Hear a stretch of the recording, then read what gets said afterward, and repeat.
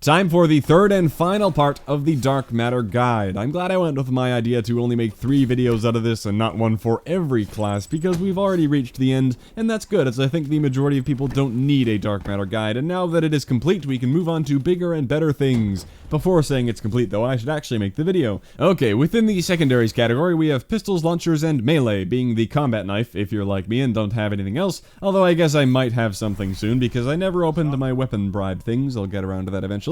I think I'll start with the melee and work backwards because the pistols should have the most to cover. With the combat knife here, and I assume it's the same for all the other melee weapons if you're wanting to grind those up, you can't get headshots or anything like that, you just need kills, but you need 200, not 100. That does sound like quite the grind that'll have you running around with a melee weapon in your hand for quite a while, and right after the weapon bribes dropped, I'm sure we've all seen the influx of people running around with bats and brass knuckles and slash and burn axes and whatever. Maybe because of that, now's a good time to grind out all your melee challenges. So what else can you do to get more melee kills? You can choose an ability that helps you. If I had to pick 3 that are most beneficial, I would say Overdrive, Active Camo, and Heat Wave. With Overdrive, that can help you get up close to someone and stab them in the face. I guess Battery's Kinetic Armor could also help you do the same thing, closing the gap between you and an enemy, but I don't personally like Kinetic Armor very much. You could just get headshotted or meleeed or blown up and feel like you wasted all that time charging it up and it didn't help at all, but it has some use in the pro circuit and they know way better than me, so maybe you could give it a try. Psychosis could be a good diversion, but not really compared to all the other abilities. Active Camo is pretty good, that can help you get a stealthy kill, and that's the one I'm using most of the time. I just love Active Camo, it never fails to be fun and satisfying. And finally is the Heat Wave. You have to already kind of be close for it to work, but it's the same mentality as the hacking technique, except I can't really call it hacking because there isn't much aiming involved when you're going for knife kills and not headshots, but still, having an ability that instantly stuns people is great for an easy knife kill. Next, you could design a class around melee kills. You could do this 2 ways. If you're okay with slowly making progress on the melee challenge over time, then you could go for a normal class and just tack the knife on as a secondary, and when you're behind a camper or you see an opportunity, you can pull out the knife and get a kill that way, but when I do a challenge, I want to focus 100% on getting it done, and if you're that way as well, you can design the entire class around the combat knife, which in my head would look something like this. A lot of stealthy perks so that you can run and boost up to people without being heard or seen on the minimap. Boost sliding is going to be your friend for getting close to people, cannot stress that enough. And finally, 2 concussion grenades, that's just another way to help you get close to people. Getting 200 kills may take a while, but it isn't too painful, I find. At least you're making progress on it all the time. It isn't super frustrating like the 5 Ninja Defuse Clutch Medals challenge, where it's failure after failure. Even if you get 12 knife kills in a game, well, that's just another 12 kills added to your total, and it won't be too long before it's all done. After that, onto these challenges, some easy, some hard. 10 backstabs, that's somewhere in between, but it doesn't need a specific strategy, and I'll get to why. Same with the 5 survivor medals, that just means your health is low when you get the kill. Not a whole lot you can do to control that, but it happens naturally a lot.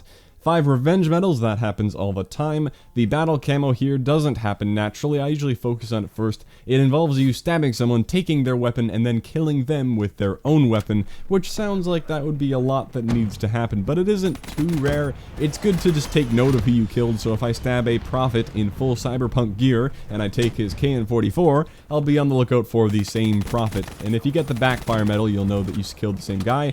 Now finally, the big bad 5 bloodthirsty challenge with the combat knife. This is why you don't need a strategy for the other challenges, because you're more than likely to get them while going for these kill streaks. All you can do is combine everything I've already mentioned, the class setup, the specialist choice. I like to play on Nuketown, as I say all the time. I usually run around for the first 1 or 2 kills just to get the kill streak started, because you don't have anything to lose right off the start, and then just play more and more campy the closer you get to the bloodthirsty. So at 3 and 4 kills in a row, just stand next to a doorway where you're fairly safe and stab the first poor guy who walks in, then reposition to a different doorway so that the same guy doesn't come back and pre-fire you out of there.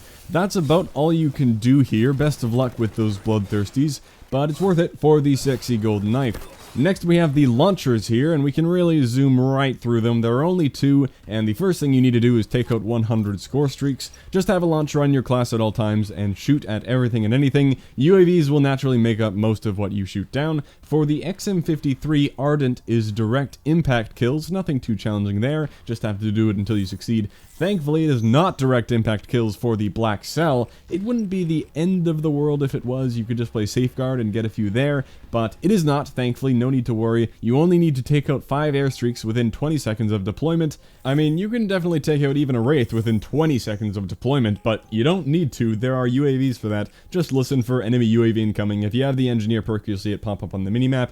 Boom, easy. And then 5 in a single game, just play some domination. UAVs, easy. 2 rapidly. Guess what? UAVs, easiest challenge on the page. 5 drones. Now that does get a bit annoying to wait for them to be called in, but they aren't crazy rare or anything like the Goliaths in Advanced Warfare. People use these drones all the time. The Talon is on the default class setup, and the Cerberus is legitimately a really good score streak. I like to have some EMP grenades on my class to weaken the Cerberus. Remember that the Black Cell HUD tells you how many missiles you need to fire to take it out. The Cold-Blooded perk will help you line up a shot on them because it won't target you unless it is player controlled. I have a class dedicated to taking out score streaks right at the bottom here, just for those times I get thrown into a terrible game in progress. The last challenge is for turrets, and this can be a bit annoying as well to wait for them, but they're fairly common in domination and objective modes like that, and people get them in care packages all the time. It is also good to weaken the sentry gun with an EMP grenade, not the Guardian though. EMP grenades will one-shot a Guardian and two-shot a sentry gun, so I like to toss one at a sentry gun to make it easier to take it out with a launcher. But that is all. Easy diamond camo on the launchers. They were my first class to diamond within the first couple weeks of the game. They will take some time, of course, but it really doesn't take too much effort. Finally, the pistols, the most significant grind in the secondaries category, I would say. It starts with 100 headshots, just like the assault rifles and all those things, and just like the assault rifles, the pistols do have the option for high caliber, which is indeed very useful for headshots, and I get to recommend hacking. You know I want to. Everyone should try hacking Heatwave Aim Kill, just as helpful as ever for getting pistol headshots.